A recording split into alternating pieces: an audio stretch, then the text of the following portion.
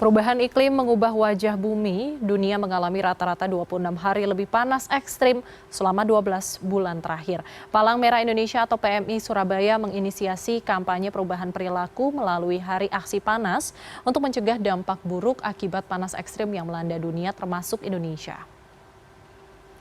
Kampanye ini digelar di Jalan Darmo, tepatnya di depan Taman Bungkul saat digelar Car Free Day. Tujuannya adalah mengajak masyarakat memahami penyebab dan dampak panas ekstrim yang terjadi saat ini. Meski belum dilaporkan adanya kasus kematian akibat situasi tersebut, masyarakat harus mengetahui apa yang bisa dilakukan untuk meminimalisir dampak buruknya. Di Surabaya sendiri, rata-rata cuaca panas terjadi antara 34 hingga tertinggi 37 derajat Celcius.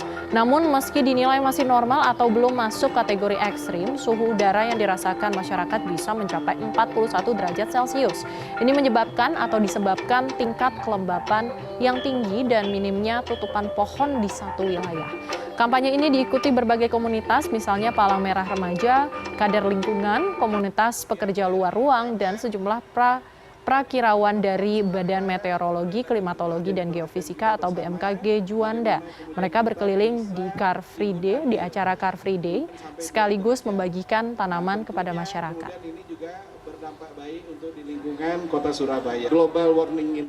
Dan untuk mengetahui lebih lanjut tentang acara ini, kita sudah tergabung dengan korespondensi CNN Indonesia Miftah Farid di Surabaya. Silakan laporan Anda, Miftah.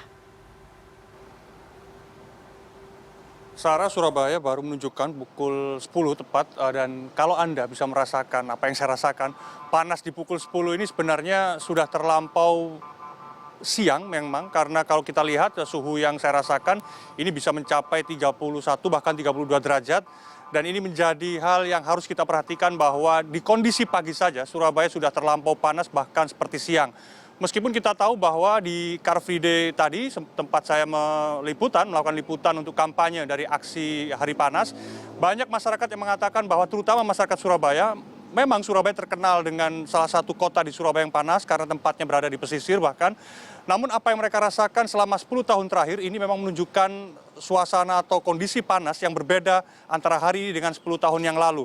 Kalau mereka mengatakan bahwa 10 tahun yang lalu mereka cukup tidur dengan menggunakan kipas angin saja, hari-hari ini tentu saja kipas angin itu sudah berubah dan mengharuskan mereka untuk membeli pendingin udara atau AC untuk membackup begitu panasnya suhu ruangan di rumah mereka. Ini menunjukkan bahwa ada perubahan yang cukup ekstrim dari cuaca panas yang ada di Surabaya. Kalau tadi di liputan yang ada ucapkan adalah, kalaupun meskipun di Surabaya panas tertinggi mencapai 37 derajat Celcius, tapi kita bisa merasakan suhu panas ini seperti 41 bahkan 42 derajat Celcius, karena di beberapa wilayah di Surabaya ini tidak ada tutupan pohonnya dan juga angka kelembapan yang tinggi sehingga membuat panas yang maksimal 37 derajat ini bisa kita rasakan sampai 42 derajat Celcius. Tentu saja ini akan berbahaya bagi kelompok-kelompok rentan, terutama lansia dan anak-anak. Nah, aksi Hari Panas ini bukan hanya mengkampanyekan, Sarah, kepada masyarakat tentang apa itu panas ekstrim, apa itu suhu panas yang mereka rasakan, dan yang berbeda dengan suhu udara yang diketahui di berbagai aplikasi yang mereka bisa akses. Namun juga mereka akan melakukan, para tim peneliti dari aksi Hari Panas ini akan melakukan survei yang lebih rigid, yang lebih lengkap terkait apa dampak dari pemanasan yang terjadi secara global ini. Meskipun di Surabaya belum dilaporkan adanya kasus kematian akibat panas yang cukup menyengat di Surabaya ini, dan ini akan menjadi memetakan mana kelompok-kelompok rentan yang akan menghadapi risiko tertinggi ketika Surabaya dilandai badai panas yang cukup terik pada tahun-tahun ke depan. Yang jelas, semua mitigasi harus akan dilakukan, terutama juga menambah tutupan pohon di kota Surabaya. Kita tahu bahwa Surabaya memiliki tutupan pohon yang cukup baik, lebih dari 40% bahkan di wilayah Surabaya tertutup pohon, sehingga ini mengurangi risiko atau memitigasi risiko dari paparan panas matahari yang cukup menyengat, sehingga ini bisa menurunkan derajat kelembapan dan juga apa yang dirasakan masyarakat dengan suhu 31 sampai 37 derajat Celcius. Ini bisa mengurangi rasa panas yang dihadapi masyarakat tidak sampai pada angka 40 derajat. Surabaya mengklaim dirinya